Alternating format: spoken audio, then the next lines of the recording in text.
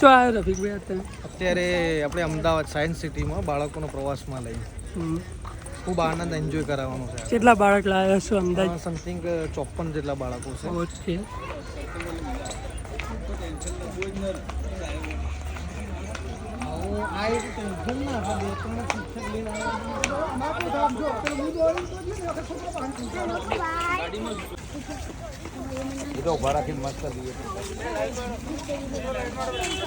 બધા લાઈનમાં લે.